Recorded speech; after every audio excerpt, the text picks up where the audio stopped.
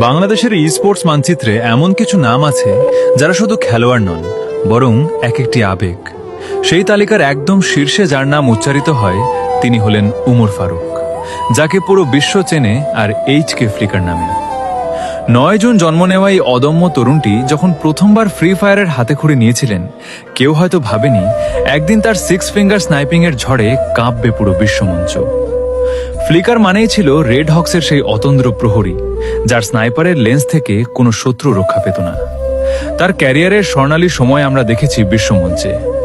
ই sports world cup 2025-এর সেই উত্তপ্ত লোভের কথা কি মনে আছে? রিয়াদের মাটিতে বিশ্বের বাঘা বাঘা স্নাইপারদের পেছনে ফেলে তিনি যখন স্টার প্লেয়ার তালিকার দ্বিতীয় স্থানটি দখল করেন, তখন বিদেশের ধারাভাষ্যকাররাও অবাক হয়ে তাকিয়েছিলেন বাংলাদেশের এই বাঘের দিকে। শুধু তাই নয়, FFWS গ্লোবাল ফাইনালস 2025-এ দেশের প্রতিনিধি হিসেবে তার পারফরমেন্স ছিল এক কথায় অনবদ্য। ডোমেস্টিক লবিতেও তিনি ছিলেন অপ্রতিরোধ্য। FFBC-তে 37 কিল আর 22,000 ড্যামেজ নিয়ে তার MVP হওয়া ছিল স্রেফ সময়ের ব্যাপার। কিন্তু প্রতিটি গল্পেরই একটি সমাপ্তি থাকে নতুন কোনো শুরুর জন্য। দীর্ঘদিনের চেনা জার্সি, চেনা সতীর্থ আর অগণিত সাফল্যের স্মৃতি নিয়ে গত 25 ডিসেম্বর 2025 তারিখে ফ্লিকার এক কঠিন সিদ্ধান্ত নেন।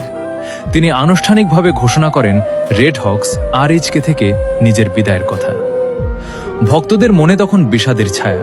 সবার মনে একটাই প্রশ্ন, ফ্লিকার কি হারিয়ে যাবে নাকি ফিরবে আরও বিধ্বংসী রূপে? বেশি দিন অপেক্ষা করতে হয়নি। 2026 সালের 9 জানুয়ারি ফ্লিকার তার নতুন ঠিকানার কথা জানান। তিনি যোগ দেন এক্সট্রিমেক্স EX টিমে।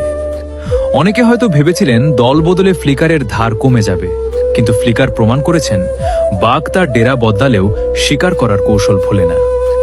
আজ ফ্লিকারের গায়ে রেড হক্সের জার্সি নেই, কিন্তু তার হাতে সেই একই স্নাইপার আছে যা আজও লক্ষ্য এখন একটাই, নতুন টিমে নতুন উদ্যমে আবারও বিশ্ব জয় করা।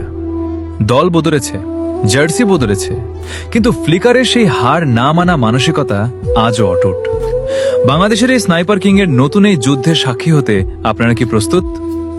নতুন জার্সিতে ফ্লিকারের এই রাজকীয় প্রত্যাবর্তন দেখতে চোখ রাখুন ই স্পোর্টসের আঙিনায়।